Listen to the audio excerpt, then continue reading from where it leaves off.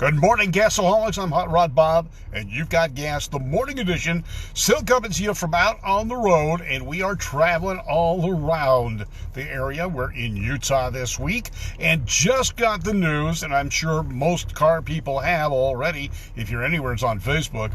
George Poteet, 477 miles an hour at Bonneville.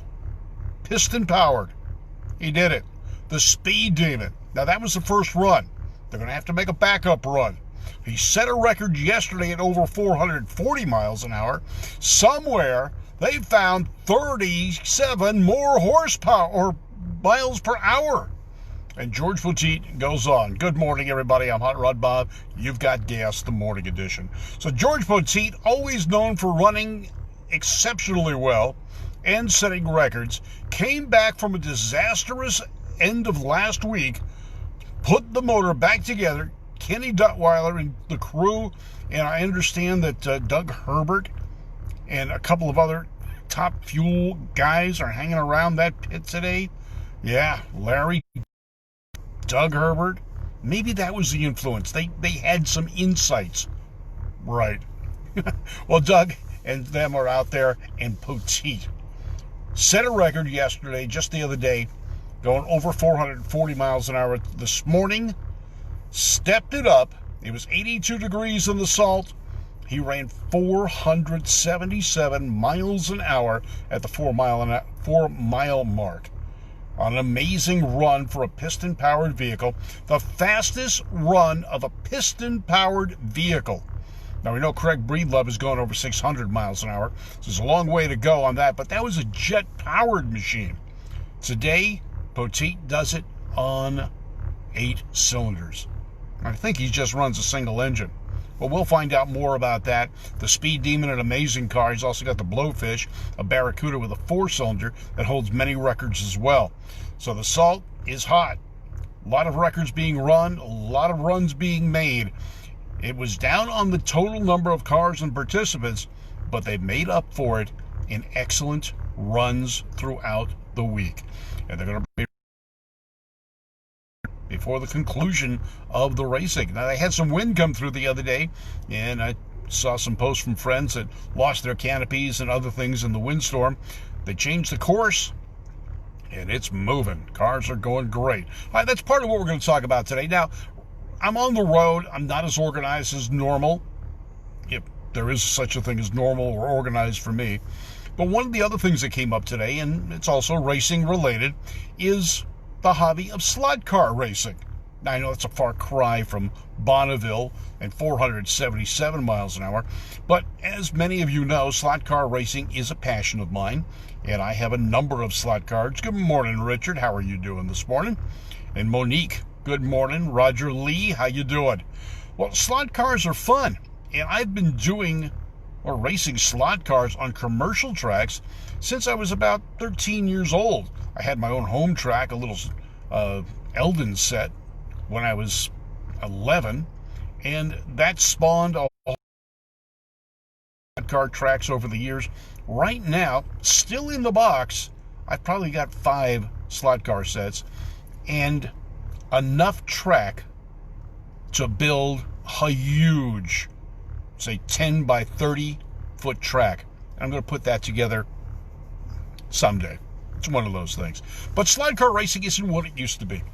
Now, a lot of people have home sets. A lot of people are building wooden tracks for their homes, whereas that used to be just commercial. But the desire for slot cars has fallen over the years. Now, unfortunately, the youth are not finding slot cars. Dave Kennedy, an expert in slot cars, posted this morning a video, and he talked about the demise of slot cars and sort of blames it a little bit on the manufacturers themselves, not making the basic entry-level kits or slot car sets interesting. And I kind of agree with him to an extent. The cars are great. Love the new cars. There's so much detail in them. We run 1/32nd scale in the classes that we have at the Far Out Slot Car Racing Club. But what happened to the desire, the demand? Most of the people I see racing slot cars today are kind of like me. way over the hill. They're older guys. We have some younger guys coming up in the ranks at our slot car tracks, at our races. Unfortunately, because of the current situation, we haven't had any races this year, so we communicate on Home Racing World. It's a website, a message board. Also on Facebook, on the Home Racing World page, where you can find out a lot of information about slot cars, but we're not getting the kids involved. It seems the video games are more exciting to them, and I understand with all the graphics and such, they do tend to look exciting, and they're a lot easier to play than it is to drive a slot car. Now, why is that? Well, it takes dexterity. Now, so does playing a video game, but a video game takes dexterity with one or two fingers. Oh, slot car racing takes dexterity with just one finger, usually on the throttle, but it also takes, well, it takes the same things as video games. It takes eyesight. It takes hand-eye coordination. And it's physical. You actually have something in your hands and on the track that you're controlling. It's not a video game. It's not on a screen. You actually have to be physical, not with your thumbs. You got to stand there in many cases, or you can sit on a chair. But if your car comes off the track and you're not at a professional track or a team race where there are turn marshals, you got to get off your butt and put the car back on track. Well, that can be frustrating for a lot of youngsters because they don't have the coordination. And I've seen that with people coming to my home track and people not being able to make the turns. Now, they'll go faster than I do in the turns, but the problem is I'm still going after the turn. So manual dexterity, eye coordination, it's the same principle as video games, but it's not. And how do we get kids involved? Well, possibly making cars from the slot car manufacturers that resemble cars that the younger group are able to associate with. How many Honda slot cars have you seen? Run rallies or that we see in Europe on the road courses, because American, they don't know about road racing. Racing is dying here in the United States, whether it's on track or model. I remember when radio controlled cars were all the rage, and there were hundreds and hundreds of people that would show up for a radio control race. Rob Pratt says slot car racing is so great, and he misses it. And he was out at a track that was out in the Simi Valley, or not the Simi Valley, but the Valencia area, Newhall area of Southern California, and he and his wife were both very strong competitive racers. The track closed down. It's not profitable.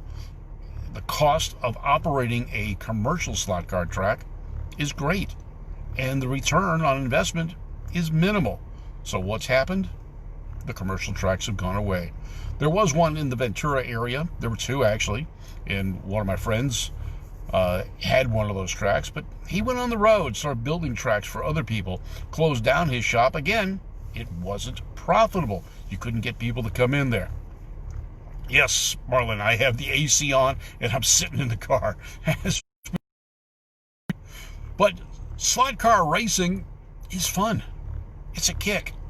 I used to race real cars, and the slot cars were just an extension of that, and I love it. It's a lot easier. It's a lot better. I can take multiple cars to a track, and they fit in a small case. I don't need a trailer. I don't have to tow long distances. And the other thing is, most times we're inside a nice shaded garage. We're not out on the, well, like in Bonneville, the salt at 100 plus degrees. So slot car racing has lost its desires from people. What has happened, though, is private clubs have started to pick up. Now, Rob Pratt's saying slots are, now they're still in Canyon Country. Now, Rob, have they gone or are they still there?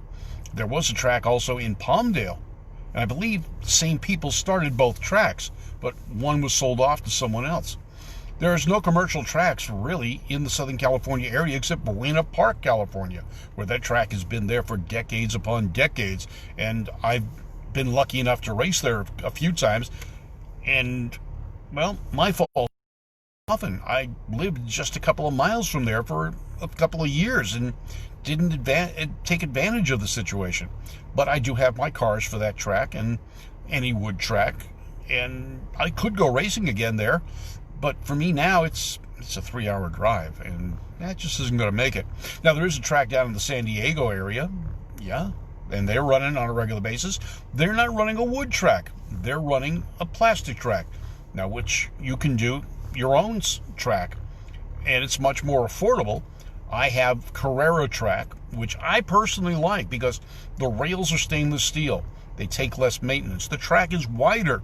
You can run 1/24th and 1/32nd, and when you run the 1/32nd, you've got a lot of room between lanes.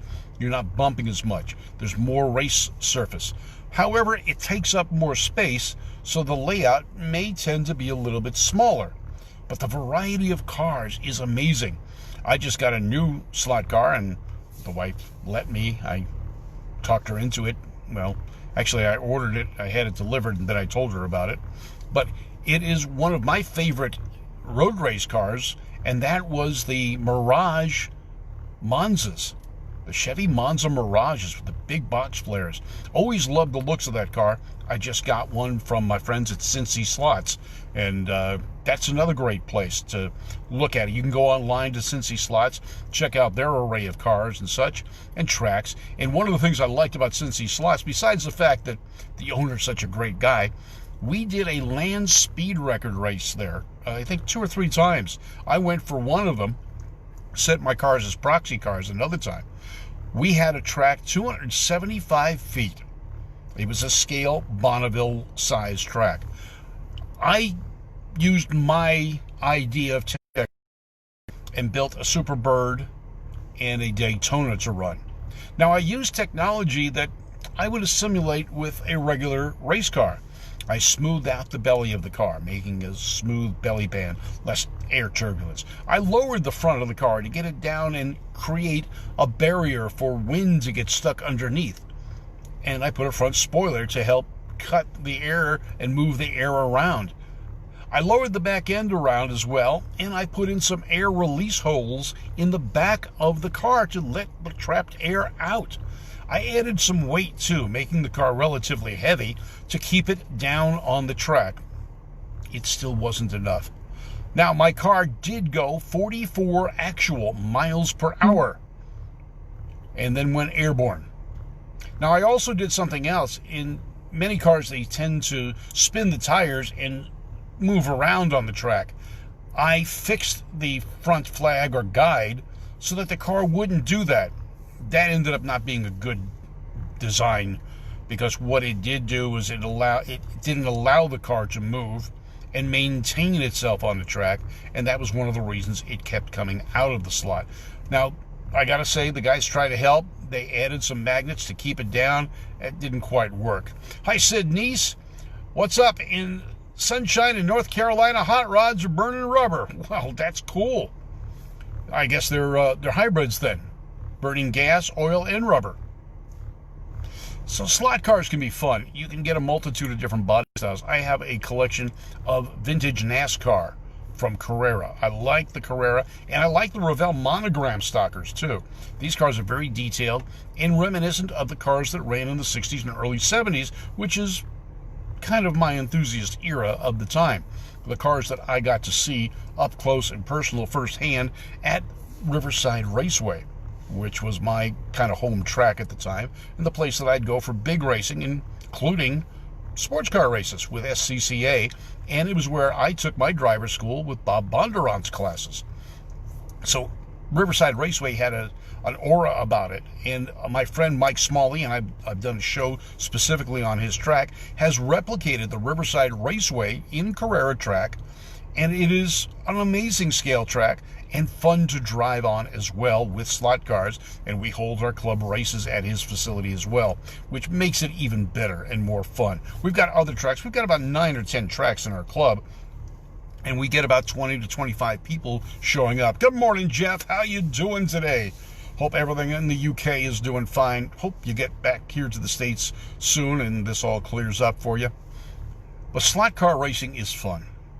It is, guys. If you haven't tried it, find a club or find a track in your area. Scott Kehoe, track racer extraordinaire, watching us right now. And you can do this. You can get into slot car racing. It's a great way to get kids involved as well. Now, one of my friends, his son runs a junior dragster, but he also races slot car drags. And at the Buena Park Raceway, they have a drag strip as well as road courses.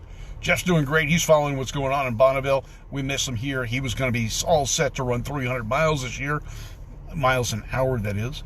But unfortunately, the situation, the COVID, has curtailed that racing effort for this season. Now, whether or not he's able to make it for the rest of the year and maybe run El Mirage, we're still waiting to see. But slot cars, again, a great way to get kids involved. I gave a set to a friend of mine, and his kids are loving it. I took out and set up a set at our house, a small one, when we had some guests over, and the kids flocked around it, and so did their parents eventually. So it's out there. They're not that expensive when you look at the cost of, say, a radio control car. You can get a whole slot car set, 2 people can run on it for less than the cost of a radio controlled car. And you can do it 24 hours a day, 7 days a week, no matter whether it's raining outside.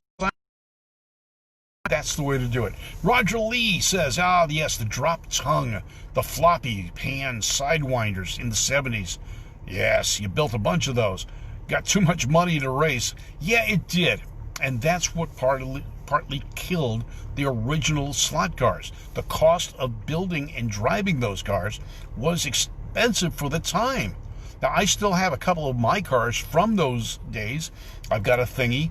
I've got a front-wheel drive Olds Tornado that has clutch discs at the front. Strange, and it's front-wheel drive as well. I also have a lot of Strumbecker and Eldon cars of the past. These were the home set cars. You didn't necessarily run those on the commercial tracks. And I've got some commercial cars as well. But I have a lot of the home track cars. And what I like about today's home track cars, the detail. They are very accurate scale models, down to the liveries of the different sponsors on the cars. They're great. Johnny Butler, yes, 1/32 scale is my favorite. They're inexpensive. I can get a car, well, I'll give you an example. From Cincy Slots, I just bought, look at things in the whole scope, that's not that bad. $29 for a race-ready car. Now, race-ready on a home track. This car would not do well on a commercial track.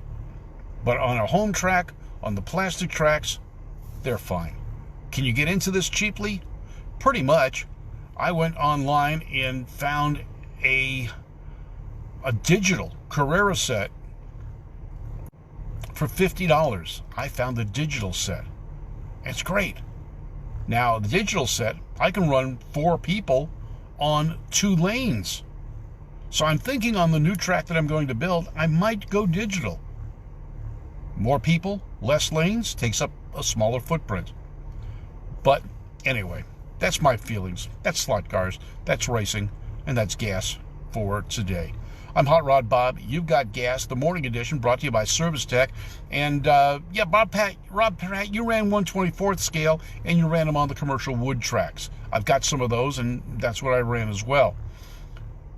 Anyway, I'm Hot Rod Bob. You've got gas. One of my goals today is I'm going to get into Salt Lake City and go to Ken Dig.